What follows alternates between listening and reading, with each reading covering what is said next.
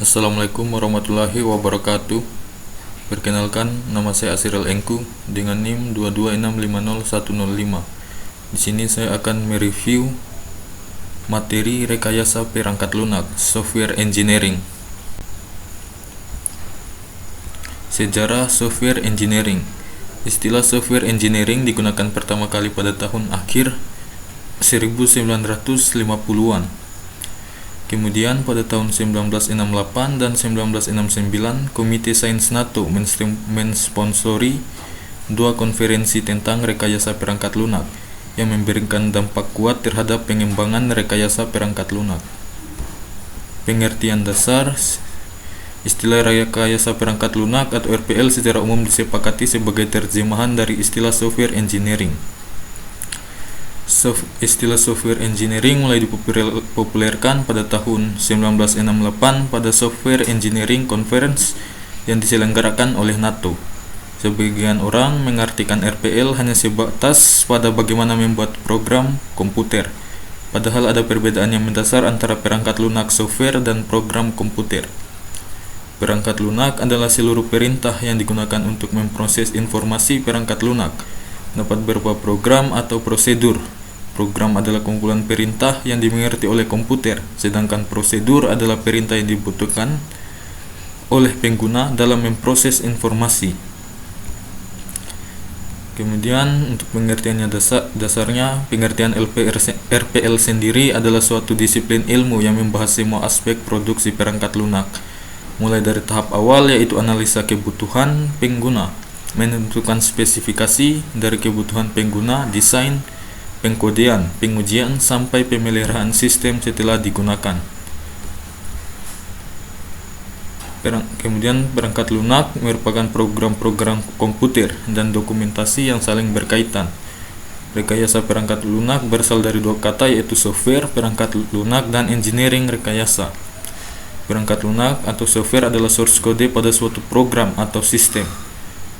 Engineering atau rekayasa adalah aplikasi terhadap pendekatan sistematis yang berdasar atas ilmu pengetahuan dan matematis, serta aplikasi tentang produksi tentang struktur, mesin, produk, proses, atau sistem. Perkembangan rekayasa perangkat lunak. Meskipun baru dicetuskan pada tahun 1968, namun RPL telah memiliki sejarah yang cukup panjang. Dari sisi disiplin ilmu, RPL masih relatif muda dan akan terus berkembang. Arah perkembangan yang saat ini sedang dikembangkan antara lain meliputi tahun 1940-an, komputer pertama yang membolehkan pengguna menulis kode program langsung. Kemudian tahun 1950-an, generasi awal interpreter dan bahasa makro generasi pertama compiler. Kemudian 1960-an, generasi kedua kompiler komputer mainframe. Mulai dikomersilkan pengembangan perangkat lunak, pesan konsep software engineering mulai digunakan. Kemudian pada tahun 1970-an, perangkat pengembangan perangkat lunak, perangkat mini komputer komersial. Kemudian pada tahun 1980-an, perangkat komputer personal atau PC mengalami peningkatan permintaan perangkat lunak. Kemudian tahun 1990-an, pemrograman berorientasi objek atau OOP, Agile Process dan Extreme Programming, peningkatan drastis kapasitas memori, meningkatkan penggunaan internet. Kemudian pada tahun 2000-an, platform interpreter modern Java, Net, PHP, dan lain-lain. Ruang lingkup rekayasa perangkat lunak, software engineering. Rekayasa berkembang pertama kali diciptakan pada tahun 1940-an hingga kini. Fokus utama pengembangannya adalah untuk mengembangkan praktik dan teknologi untuk meningkatkan produktivitas para praktisi, pengembangan perangkat lunak, dan kualitas aplikasi yang dapat digunakan oleh pemakai. Sini ruang lingkupnya, software engineering, rekayasa perangkat lunak dapat dilihat seperti desain, construction, testing, maintenance, management, configuration, management, tools dan method, software quality, proses, software requirement. Kemudian tujuan perangkat lunak ada 3, yaitu menghasilkan perangkat lunak yang berkualitas, menghasilkan perangkat lunak yang efisien, menghasilkan perangkat lunak yang tepat waktu. Kemudian faktor-faktor yang melatar belakangi munculnya RPL, ketidakmampuan organisasi memprediksi waktu usaha dan biaya membangun perangkat lunak, perubahan nisbah rasio biaya perangkat keras THD agar harga perangkat lunak, kemajuan pesat perangkat, kemajuan dalam teknik-teknik pembuatan perangkat lunak, tuntutan yang lebih tinggi terhadap jumlah perangkat lunak, tuntutan yang lebih tinggi terhadap mutu perangkat lunak, meningkatnya peran pemeliharaan, rekayasa perangkat lunak, dan disiplin ilmu lain. Cakupannya cukup luas, yaitu ada manajemen, matematika, ergonomika, rekayasa sistem, manajemen proyek, hingga manajemen kualitas.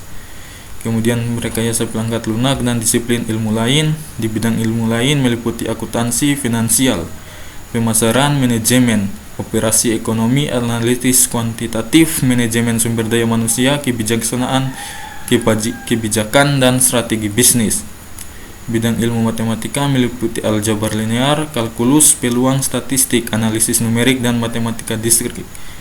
Bidang ilmu proyek meliputi semua hal berkaitan dengan proyek seperti ruang lingkup, anggaran, tenaga kerja, kualitas, manajemen risiko, dan keandalan, perbaikan, dan metode-metode kuantitatif.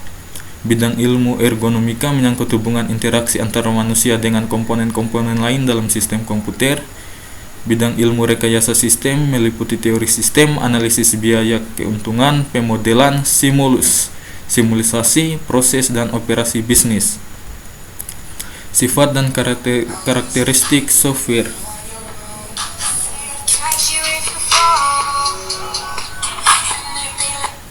Sifat dan karakteristik software. Software merupakan elemen sistem logistik dan bukan elemen sistem fisik seperti hardware. Elemen itu tidak aus tetapi bisa rusak. Elemen software itu bukan direkayasa atau dikembangkan dan bukan dibuat di pabrik seperti hardware. Hardware software. Hardware contohnya manufactured, wears out, built using components, reality simple. Sementara software contohnya ada developed atau engineered, deteriorated, custom built, complex. Kategori perangkat lunak secara umum yaitu perangkat lunak sistem, kumpulan program yang ditulis untuk melayani program-program yang lain. Kemudian ada perangkat lunak real time, perangkat lunak bisnis, perangkat lunak teknik dan ilmu pengetahuan. Kemudian ada embedded software, perangkat lunak, kemudian ada perangkat lunak komputer personal, dan yang terakhir perangkat lunak untuk kecerdasan buatan. Kemudian ada tipe-tipe software, yaitu sistem software, sekumpulan program yang ditulis untuk melayani atau menunjang program lainnya seperti compiler, editor, dan yang lainnya. Kemudian ada application software, program stand alone yang digunakan untuk menyelesaikan kebutuhan bisnis tertentu, seperti aplikasi untuk memfasilitasi kegiatan bisnis atau pembuatan keputusan, teknik, atau manajemen.